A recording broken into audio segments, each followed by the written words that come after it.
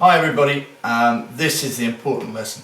This is one on Aperture. Now, if you know about Aperture, you'll take great pictures. So pay attention, learn everything you can. The better you get at it, the better the pictures will be. Now, as we know, an aperture is an opening. In our case, an opening in the middle of a camera lens. Most lenses have an iris inside them that opens and closes. This mechanism is controlled by either the camera itself or the photographer. Its function is to control the amount of light travelling through the lens. On a modern digital camera, it's shown like this, and by adjusting the camera will change to a multiple of choices.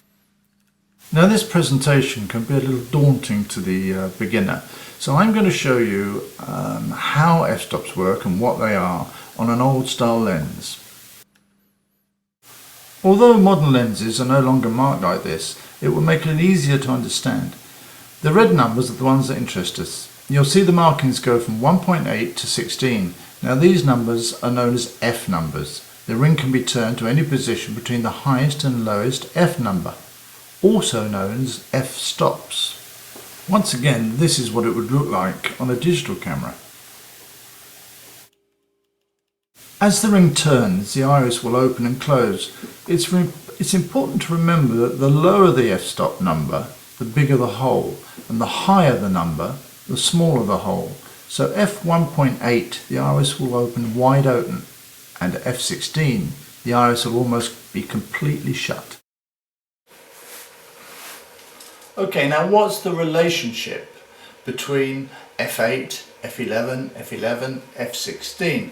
Well, the gap between them we know is one stop. So 8 to 11 is one stop. Now, what happens if I have light at f11, and that's the light, well, it is in a way a light, that's a light at f11. Now, if I open the iris to f8, I double the amount of light. So you have to think about like it's two lights.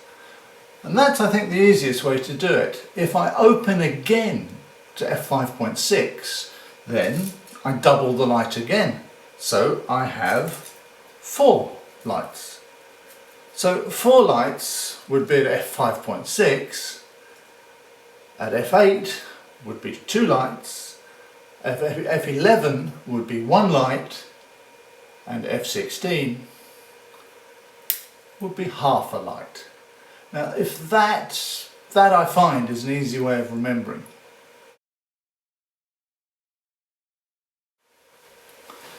Well, aperture affects us in 2 different ways.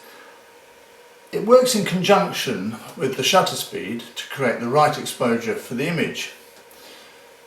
It also has a second use, which is much more of a creative use. It allows us to change the part of the image that's in focus or not. This is called the depth of field. Now, the depth of field is quite a complicated subject on its own, so there'll be a separate lesson you can watch on my channel called Depth of Field. So I'd advise you to look at that one. Now let's have a look at how aperture works with shutter speed. The standard shutter speeds you see here are just a few that you'll find on a digital camera, like this. So for the moment we'll try to stay simple. The shutter speed is the amount of time the shutter stays open when taking a picture. As we see here, a standard camera would have speeds between 1/1000th of a second to 16 seconds, whereas a modern digital camera may go from 8/1000th of a second to 30 seconds. As you can see here, the shutter speeds are normally double the one before or half the one after. That of course means that, for example, a 250th of a second exposure would let double the light through the camera than a 500th of a second exposure, which means in photographic terms that the difference would be 1 stop of exposure. Now, this chart demonstrates very simply, if the light is exactly the same, what happens as you change f-stop or you change shutter speed. So we're starting with an exposure of f8 at 250th of a second.